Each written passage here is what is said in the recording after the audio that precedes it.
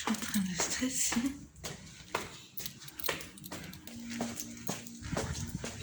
J'ai rendez-vous, je suis en retard.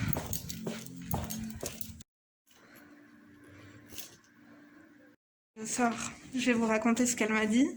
Ça pourra vous aider vous aussi si ça vous arrive. Oh là là, en plus il y avait ma mère dans la salle d'attente. Elle avait rendez-vous elle aussi. Attendez. 2 secondes. Elle avait également rendez-vous chez son docteur qui, en fait, on partage la même salle d'attente. Donc, je vais vous raconter ce qu'elle m'a dit. Du coup, j'ai une enveloppe à aller poster. Je vais aller la poster tout de suite, on va aller la poster ensemble. Et après, je me pose et je vous raconte. Donc, je suis arrivée dans ma voiture. Je vais essayer de poser mon téléphone. Ouais, là. Donc, je vais vous raconter un petit peu. Est-ce que vous êtes trop loin, non? Vous êtes loin? Non, c'est pas moi qui pète, c'est des bruits de ciel. Voilà. Donc, j'ai été voir parce que je vous ai dit que j'avais des pertes de sang que je trouvais bizarres. Et du coup, j'ai fait un toucher vaginal pour faire un nettoyage un peu plus profond. Je sais pas si vous êtes au courant, mais en fait, il faut jamais, jamais, jamais se nettoyer à l'intérieur du vagin. Ça, je vous l'expliquerai. Moi, on me l'a expliqué il y a très longtemps et tout ça. Mais le nettoyage à l'intérieur du vagin, en fait, il se fait naturellement. C'est-à-dire que le corps humain, il est parfait. Il a été créé parfaitement. Et du coup, les lavages vaginaux, c'est vraiment à l'extérieur. C'est-à-dire tout ce qui est lèvres, tout ce qui est les lèvres, etc. Donc, bien sûr, on se nettoie la rondelle également, hein, que ce soit le vagin et même derrière, c'est très important. Surtout si vous n'êtes pas de confession musulmane et que vous ne faites pas vos ablutions. Et surtout si, comme nous, en fait, vous vous nettoyez pas à l'eau systématiquement après chaque entrée et sortie aux toilettes. Nous, quand on va et qu'on urine, que l'on urine ou que l'on défèque, en fait, on se nettoie à l'eau. Parce que finalement, s'essuyer les urines avec un papier, tu essuies, mais il reste en fait.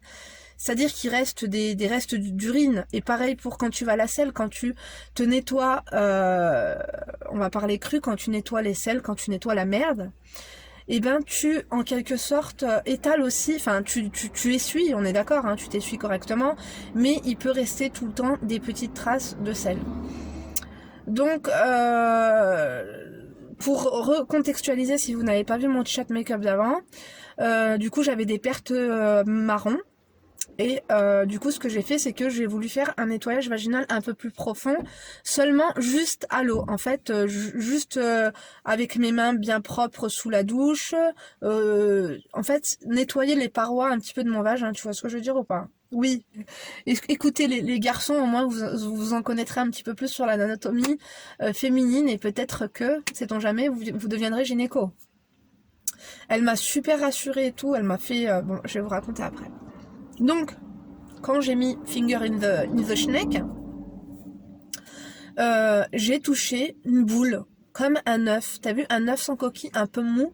Donc, soit, moi je pensais que c'était un organe génital, enfin un organe génital, pardon, soit un organe, par exemple l'utérus, la vessie, peu importe, tu vois. Soit je me suis dit c'est comment ça s'appelle? Une tumeur. Voilà, c'est surtout de ça donc que j'ai eu peur et tout. Donc moi je suis allée voir sur internet, ils ont dit que ça pouvait être une descente d'organes. Tout de suite quand j'ai vu, c'est pour ça évitez d'aller sur Doctissimo, allez chez votre docteur. Moi du coup tous les symptômes de descente d'organes c'était vraiment ce qui m'arrive à moi. C'est-à-dire après un accouchement, bon moi il faut savoir que mon dernier accouchement date de 2016, mais qu'en 2017 j'ai quand même eu un œuf clair, donc une grossesse finalement qui n'a pas abouti, mais qui en a découlé d'une intervention chirurgicale qui est un curetage, un nettoyage. Donc elle me dit que tout ça, après moi j'ai eu une installation du coup d'un stérilet, je me suis dit que tout ça, finalement ça pouvait avoir un impact sur mon périnée. Le périnée c'est super important, le périnée c'est quoi? C'est finalement un espèce de filet qui tient tous nos organes génitaux en l'occurrence, toutes nos organes basses en fait sont tenus par le périnée. Moi, j'ai vraiment, je vous l'avais dit dans mes vlogs de grossesse, j'ai fait des vlogs de grossesse, j'ai bien fait mes rééducations du périnée, ça me tenait à cœur. Ma mère, elle me l'a dit, pour pas avoir des incontinences genre urinaires, tu vois, pour plein de trucs. Elle m'a dit, fais bien tes rééducations du périnée. La rééducation du périnée, moi je l'ai faite quand? Je l'ai faite à l'hôpital. Directement quand j'ai accouché, je l'ai faite là-bas. Ensuite, je me suis rendue quand même, elles m'ont fait une ordonnance pour consulter donc un kinésithérapeute. Donc j'ai été voir le kiné et quand il a testé mon col, il m'a dit t'as pas besoin. Je dis ouais mais j'aimerais bien quand même faire deux séances et tout. Il m'a dit franchement ton périnée il est au top et tout. C'est pour ça que je me suis dit peut-être que j'ai fait une connerie, je sais pas, il s'est passé quoi entre temps. Là, je me rends au docteur, du coup j'ai pris rendez-vous chez mon docteur. Finalement, je pensais qu'elle était gynéco, mais elle n'était pas gynéco. Sachez que tous vos docteurs font de la gynécologie de base. Pour tout ce qui est gynécologie, en fait, ton frottis, t'as pas besoin d'aller voir ton gynéco pour le faire. Ton médecin généraliste peut te faire un frottis, tu vois ce que je veux dire? Moi, je le savais pas parce que quand j'ai pris rendez-vous chez Doctolib, attendez, je vais juste voir l'heure qu'il est. Quand j'ai pris rendez-vous chez Doctolib, il y avait examen gynécologique, du coup, bah, j'ai mis que c'était un examen gynécologique. J'étais super anxieuse à l'idée de faire cet examen chez mon docteur parce que elle est super gentille. Hein. Oh là là, c'est un amour. Mais tu vois, d'écarter les jambes devant elle et tout, je sais pas. Pourtant, tu vois, je suis pas pudique. Je vous dis la vérité, je suis pas pudique. Même, par exemple, t'as vu quand j'étais à l'hôtel avec ma meilleure copine à Paris, je me douchais la porte de la salle de bain ouverte, tu vois, je suis pas pudique. Je suis pas en train de me dire est-ce que je suis normale en bas, tu vois. On a tous vu des films de boules, on arrive à se situer quant à la beauté de notre schneck, tu vois. Je me suis dit non, il y a pas de souci. C'est pas ça, mais j'étais un peu gênée. Elle m'a dit inquiétez-vous pas, machin et tout. Je te jure, on aurait dit que, je sais pas, premier rendez-vous que j'allais coucher avec mon mec pour la première fois de ma vie. Bon, heureusement, j'étais ma schneck a été tirée à 4 épingles, on adore ou pas, mais bien sûr que oui. Tout le temps, hein, je vous l'ai dit, on sait jamais si tu fais un accident, si tu te fais renverser par une voiture, une mobilette ou une motocyclette, tu sais pas en fait ce qui peut se passer. Ma mère, elle m'a dit, il faut toujours être propre. Des pieds à la tête, toujours propre, tu sais pas ce qui peut se passer dans la vie et comment un pompier un jour va te retrouver. Ba'd de charge, je vous le souhaite pas. Ba'd de charge, ça veut dire que je vous le souhaite pas, justement. Donc, j'écarte les jambes, elle voyait que je contractais justement mon périnée. Elle me dit, ah, je sens que vous êtes un peu réticente et tout. Elle m'a dit ce que je vous propose. Vous prenez le Spectrum, je crois que c'est ça qu'on dit. Elle me dit, tu te le mets toute seule. Je commence à le mettre et tout. Super, elle me dit quoi? Elle me dit, je vois très bien les fils de ton stérilet, il est super bien posé, il est nickel et tout, il est au bon endroit. Elle me dit, par contre, ce que tu m'as dit comme boule, moi je pense que c'est ton utérus, ton col de l'utérus. Elle me dit parce que là je ne le vois pas. Et finalement les pertes que j'ai eues, je vous jure, je me suis dit mais Linda t'es teubée. Je me suis dit, elle me dit les pertes brunes que tu as eues, c'est peut-être du sang. Comme moi j'ai plus mes règles, je vous l'ai dit, peut-être que le sang a mis du temps, le peu de sang qu'il y avait a mis du temps à descendre, tu vois, et que finalement ce sang-là, et ben au début il était rouge et puis après il est devenu marron. T'as vu comme le sang qui sèche, tu vois. Et puis elle m'a rassurée, donc voilà, je voulais partager ça avec vous, je voulais pas trop vous faire de suspense, mais bon, je voulais quand même vous expliquer si un jour ça vous arrive. Elle m'a dit que, en fait, si un jour tu te fais un toucher vaginal et que tu sens comme un espèce d'œuf sans coquille, un petit peu mou, et ben en fait c'est le col de l'utérus. Elle me dit c'est tout à fait normal, je ne vois absolument rien d'anormal, tout est au bon endroit. Du coup je lui ai parlé de est-ce qu'il faut que je fasse des rééducations du périnée, elle me dit non, je pense pas. Maintenant elle m'a dit en fait les rééducations du périnée c'est tout le temps. En fait, il faut que vous preniez l'habitude et que moi aussi, qu'on octroie 1 minute de notre temps. Le mieux, c'est assise parce que c'est là où tu le sens bien. En fait, le périnée, des fois, on ne sait même pas où il se trouve. En fait, je vais vous expliquer. Non mais ça, sérieux, hein, je suis multitâche et multicarte, je vous ai dit. Je peux travailler au McDo, je peux travailler au consulat, je peux travailler de partout. À la CAF aussi, on adore ou pas, bien sûr que oui. Tu t'assois, t'as vu là, t'es assise ou pas? Assieds-toi juste 2 secondes. Maintenant, tu vas faire comme si t'as envie de pisser ou t'as une chiasse, je suis désolée, et que tu dois te retenir. Ou t'as vu quand t'as un rapport et que tu contractes? Par exemple, t'as vu si ta schneck elle a peur qu'il y a un loup qui rentre, tu vas contracter comme ça, et ben là, est-ce que tu le sens le périnée? C'est ça ton périnée. Ça, c'est ton périnée, c'est un muscle que l'on doit travailler. Donc, il est conseillé, comme elle m'a dit, de faire une séance de rééducation du périnée par jour, une auto-séance. T'as vu quand tu contractes justement comme ça, on va tous contracter ensemble. Tiens, je tiens mon volant et je contracte. Et ben, essaye de tenir 5 secondes. 1, 2, 3, 4, 5, on relâche. Je relâche moi là. Voilà. Tu comptes jusqu'à 5. 1, relâcher. Et tu refais. Tu recontractes 5 secondes. 1, 2, 3, 4, 5. Et tu relâches. Et tu fais ça, en fait, pendant 1 minute. Si tu fais ça pendant 1 minute, tu vas avoir un périnée de... comme ça. Ça aide à quoi? Ça aide justement à pas avoir d'incontinence et ne pas avoir d'organes. Du coup, je sais pas c'est quoi le terme. Une descente d'organes, hein. Ça arrive fréquemment. Surtout après les accouchements, si vous n'avez pas rééduqué votre périnée. Moi, j'ai eu peur, j'ai cru que c'était ça. C'est ça aussi d'aller voir Doctissimo chaque fois que tu as un symptôme, tu te prends pour un docteur. Mais j'ai appris plein de choses. Parce que moi, je me suis dit, merde, vous savez que j'avais fait des abdos quand je faisais mon régime intensif et tout. Et je me rappelle qu'il y en a une d'entre vous, elle m'avait mis ce commentaire, elle m'avait dit, Linda, fais attention, si tu fais pas tes abdos correctement, tu peux avoir un risque de descente d'organes. Et elle avait tout à fait raison. Moi, ça a résonné dans ma tête, ce commentaire. Je me suis dit, merde, je crois que j'ai fait une connerie avec mon périnée.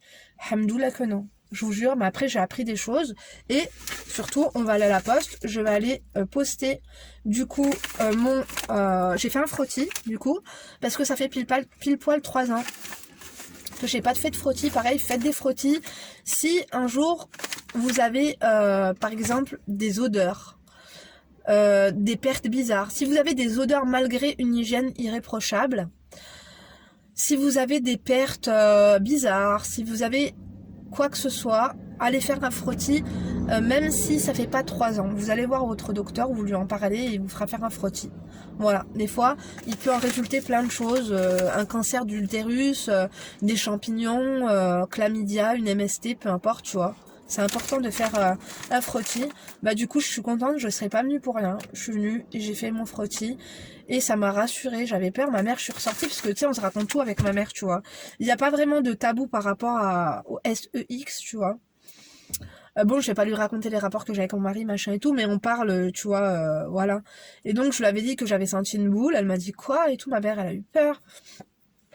Du coup, là, elle avait rendez-vous avec son docteur. À peine sortie devant tout le monde, elle me dit, Lina, tu me dis la vérité. Ça fait 3 jours que je dors pas. Qu'est-ce que t'as? Je lui dis, maman, j'ai rien. Elle me dit, t'as rien? C'est quoi l'enveloppe que t'as dans ta main? Je lui dis, non, maman, j'ai fait un frottis. Je te jure que j'ai rien et tout. Je lui dis, tu crois vraiment que si j'aurais quelque chose de grave, je serais là en train de rigoler avec toi? Non, mais on adore ou pas? Bien sûr que oui. Donc, voilà tout. Je voulais vous partager un petit peu ça. Mais sachez que les descentes d'organes, ça existe.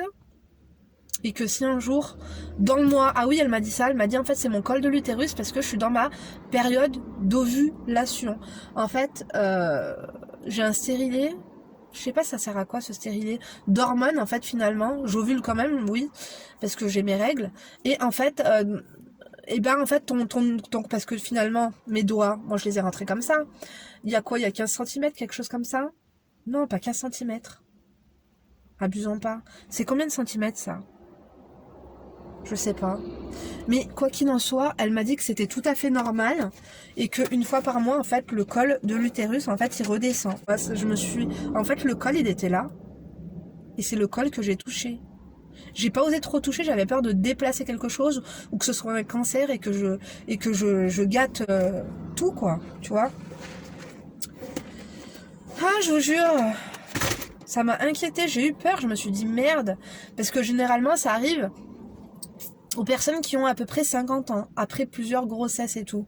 Mais finalement, après, avec tout ce que j'ai lu, il y a beaucoup de femmes qui se font, parfois elles se font pas opérer, c'est pas douloureux, c'est juste que vous sentez même, il y en a, elles se retrouvent avec leurs organes dans la culotte. C'est pour ça que je vous ai dit, faites les exercices de rééducation du périnée, quel que soit l'âge que tu as, rééduque ton périnée, parce que le périnée, on peut l'user comment? On peut l'user du coup avec les grossesses, avec une toux chronique, si vous toussez beaucoup, c'est comme moi, vous avez tendance à être constipé, donc faites une rééducation du périnée. Franchement, moi je vous le suggère, je vous le recommande à toutes et à tous, enfin, même les hommes ont un périnée, hein. Même les hommes ont un périnée.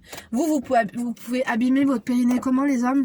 Vous pouvez abîmer votre périnée avec les colioscopies, avec, par exemple, tout ce qui est côlon et tout. Mais vous avez un périnée, les femmes et les hommes ont un périnée. D'accord, donc bah voilà, j'espère au moins que je vous ai partagé ça. Alhamdoulilah, j'ai rien de grave, heureusement, j'ai eu peur. Mais j'ai trouvé que c'était vachement intéressant, ces informations. Et que vous devez savoir qu'il faut rééduquer votre périnée. Parce qu'il y a des femmes, quand elles éternuent, elles se font pipi dessus, ou par exemple il y a des femmes, quand elles courent beaucoup, et ben elles se pissent dessus aussi, ou quand elles rigolent et tout, donc faites attention. Donc voilà, moi je vous embrasse, je vous remercie en tout cas pour tous vos messages, merci, j'espère que je vous ai pas trop fait peur, moi-même je me suis fait peur. Je vous fais plein de gros bisous, du coup n'oublie pas, liker la vidéo si elle t'a plu, disliker si elle t'a déplu. Je vais pas faire le fucké parce qu'autant vous dire que je suis devant mon pharmacien qui me voit tous les jours, il va avoir une autre, tu sais, femme de classe, femme d'intérieur. Bon, on le fait ou pas? Oui, fuck, si t'es enragé, ou tos, si vous êtes des enfoirés. Écoutez, devant ma boulangère et mon pharmacien, et devant des gens de ma ville, je vous embrasserai fort, c'est que je vous aime, hein. D'accord? Tu n'oublies pas de commenter un emoji voiture et puis un emoji cœur. On adore ou pas? Bien sûr que oui. Linda, femme d'intérieur, femme d'extérieur, analyste comportementale à mes heures perdues et bientôt gynécologue. On adore ou pas? Bien sûr que oui. Je vous embrasserai fort. Je vous donne rendez-vous du coup demain ou tout à l'heure pour une nouvelle vidéo. Et d'ici là, bien sûr, ne vous laissez pas faire. Bisous!